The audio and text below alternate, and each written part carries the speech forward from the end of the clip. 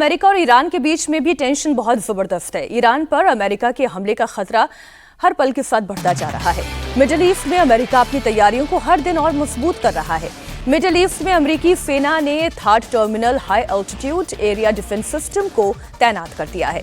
America को पता है कि ईरान उसके सैन्य ठिकानों को ड्रोन से निशाना बना सकता है, जिसके चलते एयर डिफेंस सिस्टम को और मजबूत किया जा रहा है।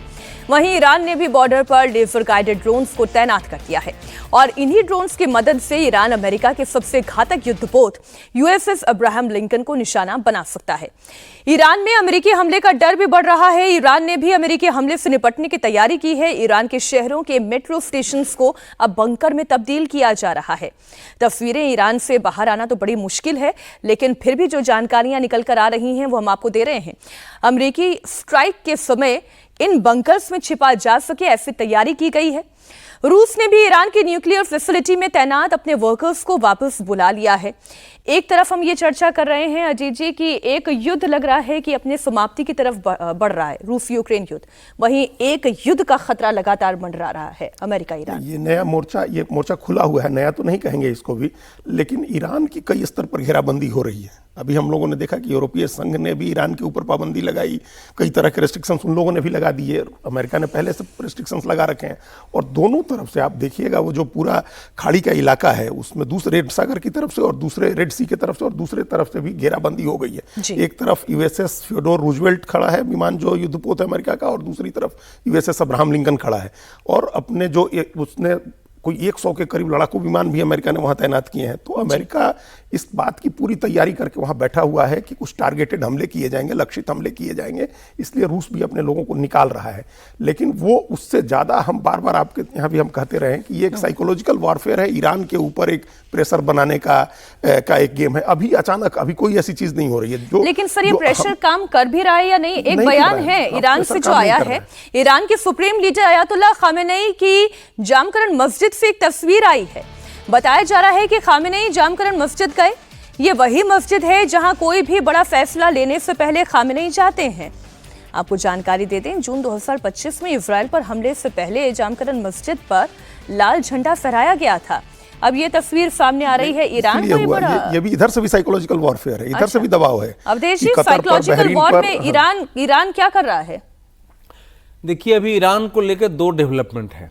एक तो हमारे जो डिप्टी नेशनल सिक्योरिटी एडवाइज़र हैं अभी ईरान भेजे गए हैं।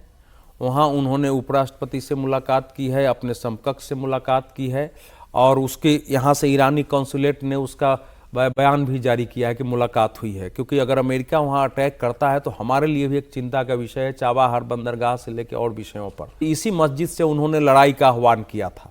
तो इस मस्जिद के में आने का मतलब है कि अब उन्होंने करो या मरो का तय कर लिया है। अब यहाँ से एक इस्लाम के नाम पर पूरी दुनिया में अमेरिका को शैतान घोषित करते हुए ट्रंप को, और वो विषय हो गया कि यहाँ आ गए हैं तो जितने भी मतलब आयातुल्ला बहुत सारे होते हैं, ये सबसे शीर्ष हैं, उन सब के लिए, चाहे वो हिजबुल्लाह हो, हमास हो, सब के लिए अमेरिका के सामने एक युद्ध आ जाता है। लेकिन इसमें ट्रंप ने फिर डील की बात की है। उनको डील का जो है सुबह शाम सपना होता रहता है कि अब ईरान हमसे डील कर लो, न्यूक्लियर डील करे। पिछली बार न्यूक्लियर डील करे तो दबाव बना करके, वो भी नहीं चाहते हैं युद्ध करना, मुझे अब लग गया जो ट्रंप की रीति है। लेकिन सर ईरान को क्या लग रहा है, इससे जुड़ी हुई एक इंफॉर्मेशन है, ईरान को लग रहा है कि अमेरिका अब किसी भी वक्त हमला बोल सकता है और अमेरिकी हमले से बचने की तैयारियां शुरू हो गई हैं। तेहरान के पास लोगों ने बड़े धमाके सुने जो ईरान की ट्रेनिंग एक्सरसाइज का हिस्सा बताए जा रहे हैं। आपको जानकारी दे दें, ईरान ने लाइव फायर ड्रिल के लिए 27 से 29 जनवरी तक नोटैम जारी किया था और इसी की कुछ तस्वीरें, कुछ आवाजें जो रिकॉर्ड की गई हैं ईरान की राजधानी तेहरान में, वो आपको बता रहे हैं।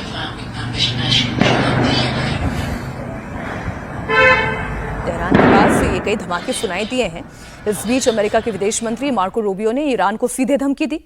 मार्को रूबियो ने कहा कि ईरान अमेरिकी बेस को निशाना बना सकता है, जिसके जवाब में अमेरिका को ईरान में स्ट्राइक करने का अधिकार है। We have 30 to 40,000 American troops stationed across 8 or 9 facilities in that region. All are within the reach, theoretically, not theoretically, in reality, all are within the reach of an array of thousands of Iranian, one-way UAVs and Iranian short-term ballistic missiles, so short-range ballistic missiles that threaten our troop presence. We have to have enough force and power in the region, just on a baseline, to defend against that possibility. That at some point, as a result of something, the Iranian regime decides to strike at our troop presence in the region. The president always reserves the preemptive defensive option. In essence, if we have indications that, in fact, they're going to attack our troops in the region,